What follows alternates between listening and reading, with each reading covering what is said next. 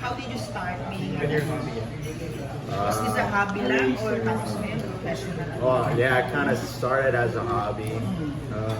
When you were 14, right? Yeah, I mean, I started watching racing when I was 14. I've always been into cars, like since I was little, from my dad. And then, Your dad likes it. yeah, but just for fun. Yeah, that's how I started in high school. I started racing for fun. And then I kept getting a little better and better, and then I decided to go pro. So now I'm here. Why is it that only this year you became professional? You joined the professional Well, racing? in the States, it's like really hard to find a race team unless you have like a lot of sponsors. So here is a little bit easier because I have more connections here. And I was able to find a team after a 2-week-long practice that wanted to have me as their driver. So, yeah. How do you get into A team? like Did you apply? Yeah. What's the process? Well, I had to find a coach, Don Pastor. He's a known race car driver here, and he said that he would coach me for 2 weeks, and then after that 2-week practice, he'd see where I was at, and then they tested other drivers as well, and they ended up picking me as the driver for the season. Hindi ba there is a difference yung kumbaga yung nakdara ng cars? Wait, what? In the US, the route, the track. There are different tracks, right? Or is it Different types of tracks. Like in the States? Yeah. Or is it Yeah, the there's a same? bunch of, Kasi especially where I they live. use something sa tracks, di ba? Yeah, here there's not that many tracks. There's only like 2 main tracks here. I think it's Clark and then DTC, DRC. But back home, there's definitely a lot more tracks. Yeah, probably on like 5, maybe 6. But yeah, like I said, it was mostly just for fun back in the States. What difficulties have you encountered since you started Racing. Like, difficulties? challenges? oh, just like getting my times down. When I first started in the V1, I thought I was doing pretty good, and then I looked at the data and I was not good. But then after a couple days, I started to get used to the car, and then yeah, eventually towards the end of the practice, the 2-week practice, my times were pretty good, and they were able to pick me as the driver first time. You design your own car. Like the look. The one you will use in everything. I didn't. The owner of the team decided, but I ended up really liking it anyway. So, but yeah, that's how it is. How does it feel to win to be the overall champion in your first professional race? It felt weird. It was like the race ended on a safety car, so I didn't know if I was gonna have to go back out because it started raining really bad.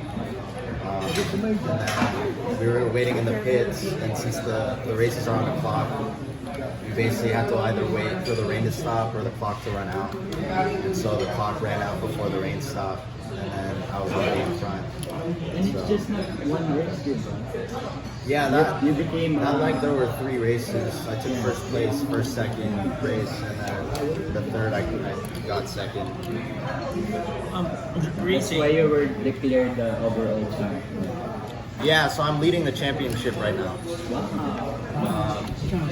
Because each race has like a certain amount of points, and basically at the end of the season, whoever has the most points wins the series. Yeah. So how many races will you be doing? Total, each leg has around like 3 or 4 races. It kind of depends because they change it a lot. But one of them's supposed to be an endurance race. I think it's like 2 to 4 hours long.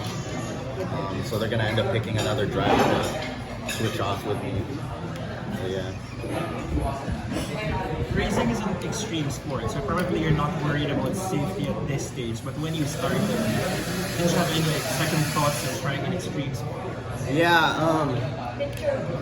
I mean, I've had my fair share of like accidents on the racetrack, so like I know like how it feels and whatever. And eventually you just kind of get used to that. Used to What's block the it out. worst accident? It was at Laguna Seca in Monterey, California. What happened?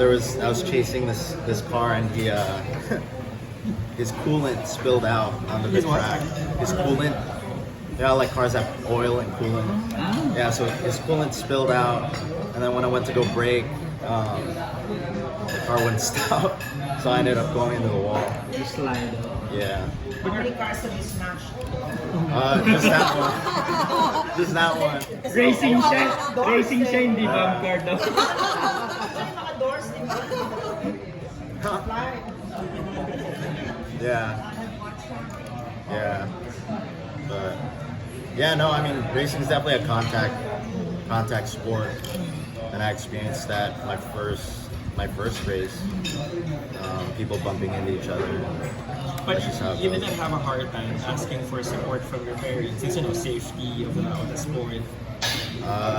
I'm kind of hard-headed. Okay. So they tried to discourage you from that sport. No, I mean, Why did they allow you?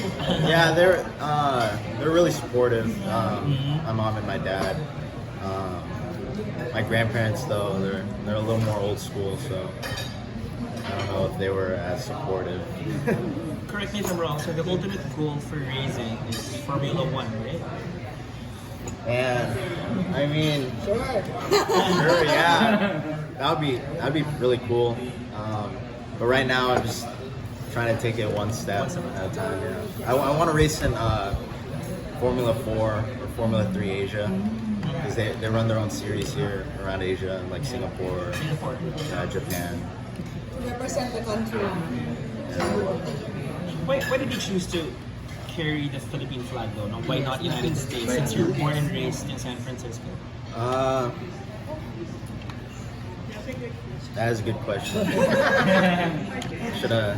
And you know, racing But isn't the place to exactly a recognized sport. It is recognized, but it's not as popular as basketball. Oh yeah, no, definitely.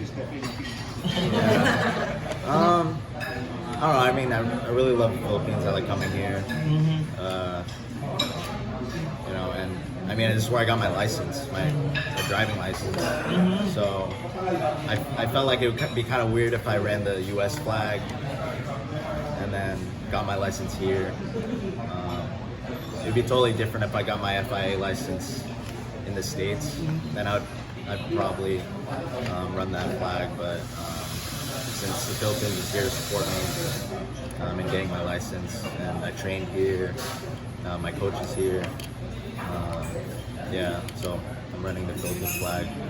And the Philippines is very much welcoming, right? Oh yeah, definitely, yeah. Yeah, all the other drivers they're pretty nice guys, so yeah, it's a good community. Yeah, I really like it. How often do you train? Is it the word train? Or how often Yeah, do you race? train.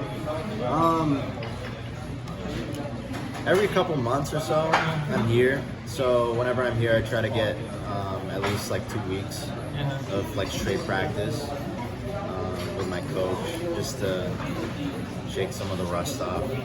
Because I go back home, I get lazy, and then I come back here and I kind of forget some things. But Okay. How do you prepare for your next race in October and November? Usually, I'll put some time in on the racing sim. I have Clark downloaded, so I can practice at home and race on Clark at home from in SF. But most likely, I'll probably be here maybe a week in advance of the race. I'll be practicing on track, but I know that track pretty well now, so every time I come back, it gets a little bit easier. Are there like specific physical requirements to be a racer? Like, do you have to be in a diet? We don't know that. Yeah, I mean, a lot of people don't like realize like which muscles you kind of need. Yes. Like it's a lot of neck muscles, especially. Yeah. Like especially when you're turning, and then like your traps. So, and then footwork especially is really important. Yeah. When I started racing, sometimes like I mess up the lap just because my footwork wasn't correct. So I really tried to work on that. So you go to the gym. Yeah. I do a lot of like back exercises, like rock climbing, and stuff like that. So his exercise is also expensive. Hindi lang basta gym